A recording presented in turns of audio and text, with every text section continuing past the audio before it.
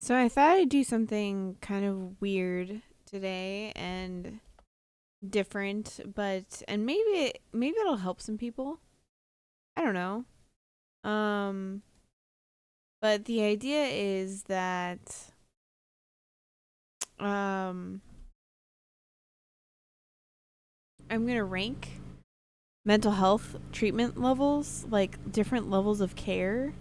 So basically this is a tier ranking system. So you've got here your outpatient psychiatry, outpatient therapy, partial hospitalization, intensive outpatient, luxury treatment centers, which this one just says luxury depression, but it could be whatever, like luxury trauma treatment center. There's also like just I'm gonna insert a text box here for just residential treatment. Because that's one of them, or should be one of them. On there. So we'll put that on there. And you've got your luxury ones. Okay. And then mental health holds, crisis holds, like hospitalization. So I'm in another text box that says hospitalization because you've got your 72-hour hold and then you've got your psych hospitalization. So two sort of separate things. So there's like 72-hour holds, there's 14-day holds, which I'm qualifying as psych hospitalization for the purposes of this. Now, rating these, okay, so intensive, I'm going to start with um, mental health crisis holds. So, mental health crisis holds is when you go to the hospital and you've either attempted to unalive yourself or you've actually, like, you're saying that you're scared you're going to. Now, this is going to go on my F tier here. So, this is the worst because they hold you for 72 hours. They watch you the entire time you're there. It's awful. It is the worst. They take away all your stuff. They take away your phone. They take away your books. They take away your clothes. They watch you doing absolutely everything. There has to be someone with you on one to one for 72 hours. It's the absolute worst. Now, right up there with that is psych hospitalizations, which I need to change the color of the font for this one. So, right up there with that is psych hospitalization. That is the same thing. You don't have your phone, you don't have a way to contact people, you don't have your support system, you don't have anything. Um, Sometimes they will let you like take numbers out of there and they'll let you use the hospital phone, but sometimes they won't. So and it's the absolute worst. It's inhumane treatment. Like they treat you like you're not even a person anymore, and their goal is to just force you to stay alive. They force you to stay alive and they discharge you. That's their only goal.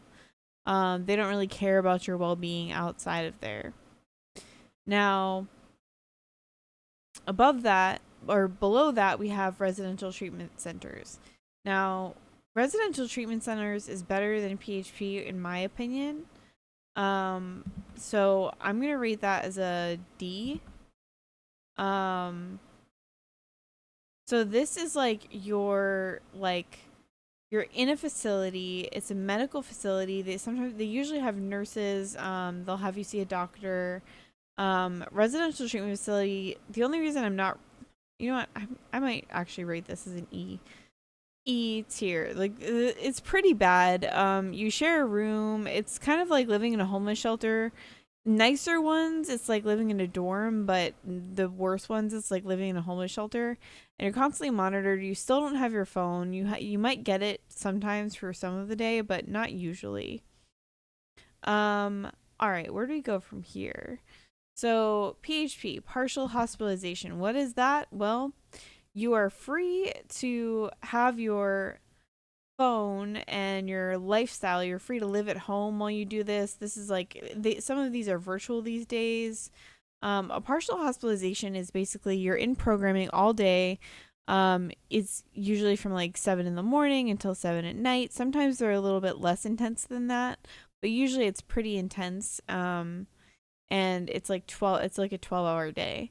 But you can do it from home. You can just go to the program during the day and evening and come home later, or sometimes these days there's virtual options. But those still suck, and they just use DBT skills. It's a catch-all for everyone. It's group. There's no individual. The one reason that I think I'm gonna move these around a little bit, I think PHP is worse than residential a little bit because they don't have any individual therapy. Well, actually, they do. You know what? I'm gonna swap these back. They do. They're supposed to have you meet with an individual therapist at least once a week. With residential, they are supposed to do the same thing, but you know what's supposed to happen, what actually happens is different. IOP, I'm gonna rate at the same level as a D. For me, because it's pretty much the same thing as a PHP except less programming. So like it might be from 5 p.m. to 8 p.m. instead, and you can work it. You can live at home and stuff like that. So that's good. But it's still DBT skills. It's a catch-all.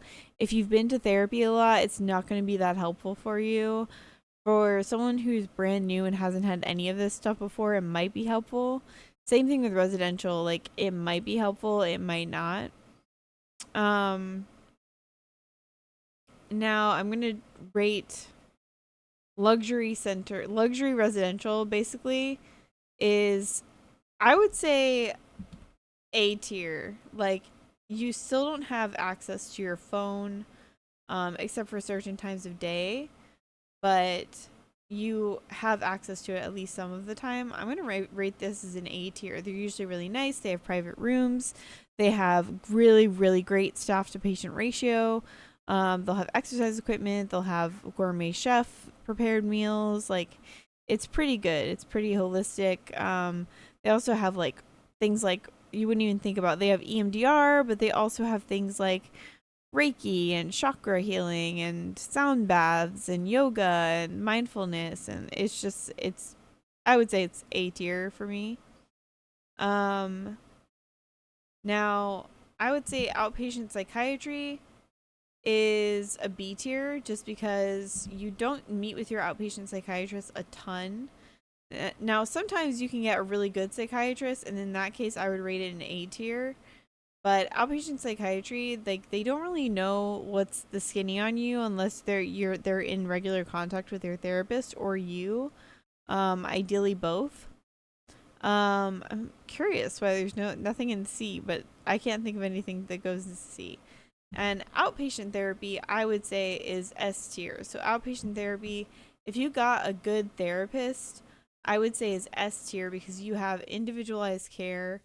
Now there's one thing that's missing here that I'm gonna insert a text box for, and that is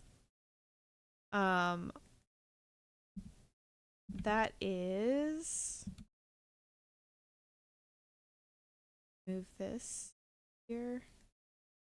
So art therapy is also an S tier for me. Art therapy is something I didn't even know existed, like as a serious form of art, like as a serious form of therapy. They have to go through more registrations and more licensing than regular therapists. Now if you like this kind of video, I might continue posting this kind of video and talk about the different types of therapy like EMDR, CBT, DBT, prolonged exposure therapy, art therapy, psychodrama, like all of those kinds of things. So if you do like this kind of video and this kind of content, this is my tier rating for levels of care of different mental health interventions. All right, thanks for watching. Bye.